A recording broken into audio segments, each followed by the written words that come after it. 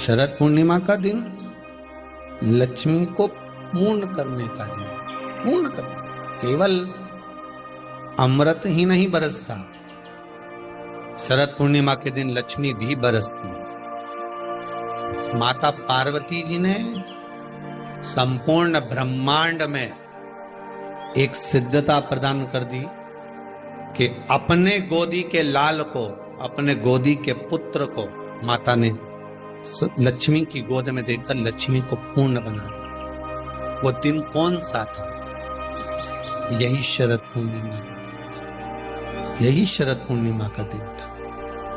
धन उलझ गया, तुमने तो कोई अच्छा सोचकर किसी को पैसा दिया, अच्छा सोचकर किसी को धन दिया और वो धन उलझ गया, नहीं आ रहा, पैसा वापस दे ही नहीं रहा। बेलपत्री के पेड़ के नीचे, बेलपत्री के वृक्ष की दो थोड़ी सी बाहर निकली हुई छाल को देख लो, बेलपत्री के वृक्ष की छाल। उस छाल पर कच्चा जो सूत होता है, धागा होता है ना, कच्चा धागा, सफेद कच्चा सूत, उस धागे को बेलपत्री की छाल पर 7 बार घुमा लो। चारों तरफ मत घुमाना, नहीं तो चारों तरफ धागा लेके घूम जाओ। बेलपत्री का जो वृक्ष होता है, उस वृक्ष की छाल पर 7 बार घुमा लीजिए। ये केवल शरद पूर्णिमा का ही उपाय है, इसके बाद नहीं करना है, केवल एक ही दिन होगा।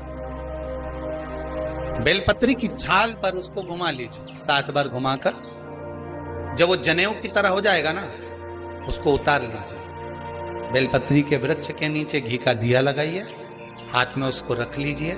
जिस व्यक्ति को तुमने धन दिया और वो उलझ गया, नहीं दे रहा, पैसा पहुंचा नहीं रहा है, उस छाल पर जो धागा आपने लपेटा है, श्री शिवाय नमस्तुभ्यम का स्मरण कर कर बेलपत्री के पेड़ के नीचे कुंदकेश्वर महादेव का नाम लेकर उस धागे को शंकर भगवान को छुआकर महाराज माता पार्वती के चरणों में ले जाकर छोड़ दीजिए। अब विनती कर कर छोड़ दो और निवेदन कर दो, माँ मेरी इतना धन है, इतना पैसा है, विश्वास कर कर मैंने उसको दिया था, वो नहीं दे रहा, माँ से निवेदन करो। फिर कहेंगे संसार वालों के सामने जाकर रोगे तो दुनिया के लोग हंसी उड़ाएंगे। आप किसी से कह दो मेरा 5 लाख रुपए वो लेकर भाग गया, दिया काय को, हमसे पूछा था, हमने कहा था। दुनिया के लोगों के सामने जाकर कहोगे तो हंसी उड़ाएंगे, अच्छा है लेकर भाग गया, अच्छा है डूब गया। हमें किसी के सामने नहीं रोना। द्रौपदी के 5 पुत्र जब मारे गए तो द्रौपदी किसी के सामने जाकर नहीं रोई। द्रौपदी अगर रोई तो परमात्मा के चरणों में जाकर रोई। उत्तरा का गर्भ जला, ब्रह्मास्त्र छोड़ा गया, उत्तरा कहीं जाकर नहीं रोई, सीधे भगवान के चरणों में जाकर। भगवान ने पूछा हुआ क्या? उत्तरा कहती मेरा गर्भ जल रहा है, ब्रह्मास्त्र आ रहा है। अगर संसार वालों के कहने में पड़ी रहती तो उत्तरा का गर्भ भी नष्ट हो जाता, पर भगवान के चरणों में चली गई। भगवान ने अंगुष्ठाकृति धारण करी, गर्भ में जाकर परिक्रमा करी, उत्तरा के गर्भ में पहुंच गए। जो बालक प्रविष्ट हुआ, परीक्षित हुआ, आते सी जन्म लेते सी जिसने परीक्षा करी वो परीक्षित हो गया। श्रीमद् भागवत में लिखा है, संसार वालों के आगे जाकर रोगे तो दुनिया के लोग हंसी उड़ाएंगे, पर परमात्मा के आगे जाकर कहोगे, परमात्मा हंसी नहीं उड़ाता, परमात्मा उस कार्य को सिद्ध करता। उसके सामने जाकर बोलो तो, तुम बोलो ही नहीं और परमात्मा के सम्मुख में और कहो कि मैंने तो सबके कह दिया, सबसे फोर्स लगा दिया, सबसे सोर्स लगवा दिया, ये करवा दिया। परमात्मा से जाकर निवेदन करो कि मेरा धन उलझा है, मेरा धन मैंने विश्वास रखकर करा था, दे दिया था, माँ अब आपको देना है, भगवान शिव की कृपा से वो पहुंचा दीजिए, आएगा। एक पूर्णिमा पर करके देखने में क्या जा रहा है? शरद पूर्णिमा किसी भी समय पर कभी भी करो, उलझा हुआ धन मां सुलझा, मां पिसला। अब पूर्णिमा के व्रत में आपने कई बार किताब पढ़ी होगी पूर्णिमा की, या आपने व्रत किया होगा, या पूर्णिमा का व्रत आप धारण करे होगे, तो उसमें पूजन कौन से भगवान की होगी? पूर्णिमा के व्रत में किस भगवान की पूजन होती है? तो कहा पूर्णिमा के व्रत में केले के खंभ लगाकर पूर्णिमा का जो अध्यापन होता है, पूर्णिमा की जो पूजन होती है, उस पूजन में शंकर और पार्वती की पूजन की, शिव और नारायण की पूजन करी जाती। शंकर और पार्वती का स्मरण किया गया। किसकी पूजन होती है? शिव पार्वती। क्यों? शंकर और पार्वती का पूजन क्यों करा जाता है पूर्णिमा के व्रत में? क्योंकि शिव और माता पार्वती ही केवल एक ऐसे जिन्होंने अपूर्ण लक्ष्मी को भी पूर्ण बना दिया। किसको पूर्ण बनाया है? लक्ष्मी। शरद पूर्णिमा के दिन अगर आप शंकर भगवान को एक लोटा पानी अगर शिव को समर्पित कर रहे हो, श्वेत पुष्प को रख कर शंकर जी के ऊपर सफेद फूल को चढ़ाकर अगर एक लोटा जल भी एक पात्र जल भी शंकर को समर्पित कर रहे हो, तो ये लक्ष्मी के लिए ही तो कर रहे हो। और कौन सी लक्ष्मी? पूर्ण लक्ष्मी। पूर्ण लक्ष्मी।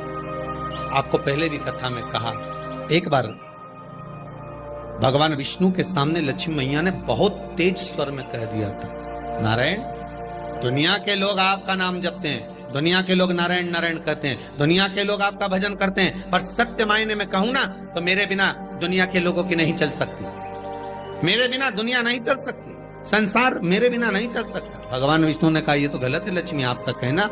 एक दिन लक्ष्मी को अहंकार आ गया। अहंकार के संबोधन जब माता लक्ष्मी करने लगी तो भगवान उसी समय पर भगवान विष्णु को क्रोध आ गया और भगवान विष्णु ने कह दिया, लक्ष्मी तू इतनी बड़ी बड़ी बात कहती है कि तेरे बिना नहीं रह सकती संसार। मैं तुझे कहता हूं लक्ष्मी, तू अपूर्ण है। तू अपूर्ण है, तू पूर्ण कब हो गई? तेरी पूर्णता कहां हो गई? लक्ष्मी की आंख से आंसू बहने लगे। आज आपने मुझे अपूर्ण कहा। आपको मालूम है आप मुझे अपूर्ण कर रहे हो? आपको ये ज्ञात हो रहा है आप मुझे अपूर्ण कर रहे हो? भगवान कहते हैं, हाँ लक्ष्मी, मैंने तुझे अपूर्ण कहा। अपूर्णता का मतलब आप जानते हो ना? भगवान कहते हैं, लक्ष्मी मैं सब जानता हूं। लक्ष्मी रोती हुई माता सरस्वती के पास पहुंच गई। सरस्वती ने पूछा, क्या बात है लक्ष्मी, क्यों रो रही हो? लक्ष्मी जी ने कहा, क्या बताऊं सखी, मेरे पति ने आज मुझे अपूर्ण कह दिया है। तो क्यों रो रही है तू? अपूर्ण अगर कह दिया, पति ने ही तो कहा है ना, तो क्यों रोना? चल मेरे साथ में। और सरस्वती मैया माता लक्ष्मी को लेकर सीधे पहुंच गई माता पार्वती के यहाँ। माता पार्वती के यहाँ पहुंची। माता पार्वती जी ने लक्ष्मी जी को देखा और सरस्वती को देखा तो पूछा कि बात क्या है, क्या हो गया ऐसा? क्या हुआ, क्या है ऐसा जो तुम दोनों आज मेरे पास में आई? क्या हुआ? पार्वती जी कुछ बोलती, शिव जी का ध्यान माता सरस्वती की ओर और लक्ष्मी की ओर गया और भगवान शंकर जान गए कि आज भगवान नारायण ने लक्ष्मी जी को अपूर्ण कहा है। अब देखें माता पार्वती क्या कर सकती है, इसको पूर्ण बनाने के लिए करेगी क्या? क्या हुआ? माता सरस्वती जी बोली, लक्ष्मी को अपूर्ण कर दिया। अपूर्ण कर दिया?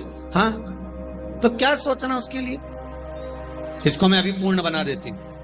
माता जगत जननी पार्वती ने गोदी में विराजमान गणेश जी को उठाया और उठाकर लक्ष्मी जी की गोद में दे दिया। ले लक्ष्मी, आज से तू पूर्ण हो गई। लक्ष्मी, आज से तू पूर्ण। गोदी में जब तक संतान नहीं है तो नारी को लोग अपूर्ण समझते हैं। और माता पार्वती जी ने संपूर्ण ब्रह्मांड में एक सिद्धता प्रदान कर दी कि अपने गोदी के लाल को, अपने गोदी के पुत्र को माता ने लक्ष्मी की गोद में देकर लक्ष्मी को पूर्ण बना। वो दिन कौन सा था? यही शरद पूर्णिमा। कौन सा दिन? आवाज पकड़ लो। यही शरद पूर्णिमा का दिन था। शरद पूर्णिमा का दिन लक्ष्मी को पूर्ण करने का दिन। पूर्ण करने, केवल अमृत ही नहीं बरसता, शरद पूर्णिमा के दिन लक्ष्मी भी बरसती। कितना सुंदर बात है, जरा ध्यान दीजिएगा। अगर आप थोड़ा सा पूजन में चावल भूल गए तो आपके मन में आ जाता है कि मैंने चावल नहीं चढ़ाया। बोला आता है कि नहीं आता? शास्त्र कहता है, अग्नि पुराण में स्पष्ट किया गया, कितना भी पूजन का सामान बाजार से लिया और कितनी भी अच्छी पूजन की थाली जमा लो, अच्छे से अच्छा विद्वान भी पूजन की संपूर्ण सामग्री पूजन की थाली में रख ले, विद्वान से विद्वान ब्राह्मण जन हो, चाहे पूजन करने वाला एक साधारण सा मानव क्यों ना हो, वो पूजन की थाली में संपूर्ण सामग्री जमा ले, तो भी पूजन की सामग्री में पूजन करते समय कुछ ना कुछ रह ही जाता। अच्छे से अच्छा विद्वान भी पूजन की सामग्री में थोड़ा ना थोड़ा रह गया। अब मन में भ्रम उत्पन्न हो गया कि ये पूजन की सामग्री में क्यों रह गया, मेरे को ये चाहिए था, ये तो रह ही गया, मैंने तो ये चढ़ाने के लाना था, मैं तो ये भूल गई। उसका कारण क्या है? हमें लगता है कि त्रुटि हो गई, हमें लगता है कि गलती हो गई, पर शंकर भगवान से कोई पूछे, शिव के भगत से कोई पूछे कि पूजन की थाली में पहले के समय में लोग पूजन करने जाते थे तो क्या पूजन की सामग्री में साहित्य कम रह जाता था? हाँ, उसका कारण क्या था? भगवान कहते हैं कारण केवल एक है। मैं खुद पूजन की थाली में, भगवान विष्णु ने संकल्प लिया था कि 108 कमल के पुष्प भगवान शंकर को समर्पित करूंगा। पहले कथा में वर्णन किया, 108 कमल के पुष्प भगवान को दूंगा। जब आखिरी दिन महीने का पूर्ण होने जा रहा था, श्रावण के महीने का, भगवान ने एक पुष्प को निकाल लिया, उसमें पूजन की थाली में एक फूल कम कर दिया। अब आपको लगे, परिवार को लगे, कुटुंब को लगे, किसी को लगे, पूजा की थाली में पुष्प, पूजन की थाली में सामग्री अगर कम रह गई है तो आप ये विचार ना करें कि मुझसे गलती हो गई, मुझसे त्रुटि हो गई, भगवान रुष्ट हो जाएंगे। भगवान अपने भक्त से कभी रुष्ट नहीं होता साहब। ये दुनिया के लोग कहते हैं कि अगर पूजन नहीं करेंगे, हमने ये ऐसा नहीं करेंगे तो रुष्ट हो। नहीं नहीं नहीं, भगवान रुष्ट नहीं होता, भगवान कभी रुष्ट नहीं होता अपने भक्त से। पूजा की थाली में सामग्री नहीं है, उसका कारण क्या है? भगवान शंकर की कथा कहती है, जिस दिन पूजन करने बैठे जान कर कोई सामग्री मत छोड़ कर जाना, नहीं तो तुम लोग हंसी खेल में कि चलो ये मत ले जाओ, नहीं, आप पूरी सामग्री जमाओ। और कोई सामग्री आप भूल गए हो तो समझ लेना कि भगवान आपके दरवाजे पर आने के लिए बेकरार हैं, भगवान आपके दरवाजे पर आना चाहते हैं। अगर कोई सामग्री छूट गई, कोई सामग्री रह गई है, जान कर हमको नहीं, जैसे श्रीफल, नरियल जो हम भगवान के मंदिर में तोड़ते हैं, फोड़ते हैं, माता जी के सामने हमने नरियल फोड़ा, नरियल अच्छा निकल गया, भगवान ने स्वीकार करा ना करा। अगर नरियल अच्छा निकल गया तो आपने थोड़ी सी चिटक निकाल कर भगवान को चढ़ाई, बाकी का सब घर ले जाके चक्कू से निकाल के सब खा गए। और मान लो वही नरियल जो आपने भगवान को चढ़ाया, फोड़ा, और वह अंदर से खराब निकल गया, तो भगवान ने स्वीकार करा कि नहीं करा? शिव महापुराण की कथा कहती है, जो नरियल अंदर से बेकार निकल गया वो भगवान ने पूर्ण स्वीकार कर लिया, क्योंकि भगवान को मालूम है कि ये सड़ा हुआ नरियल तो चक्कू से निकाल के नहीं खाएगी, जब परिक्रमा लगाएगी तो मंदिर के पीछे पटक जाएगी। भगवान को मालूम है इस चीज का, भगवान को इस चीज का ध्यान है कि ये मंदिर के पीछे पटकेगी। अब भगवान यही है। अब हमको लगा कि भगवान जो सड़ा नरियल है वो स्वीकार कर लिया। क्या आप मंदिर जाते समय दुकान पे से सड़ा नरियल लेके जाओगे क्या? अरे बोलो तो, आप तो अच्छा बजा कर, पानी देख कर, खूब बजा बुजू के देख कर लेकर जाओ कि नरियल अच्छा होना चाहिए। आगे भगवान उसको कैसे स्वीकार कर रहा है, भगवान कैसे उसको प्राप्त कर रहा है, ये उसके ऊपर।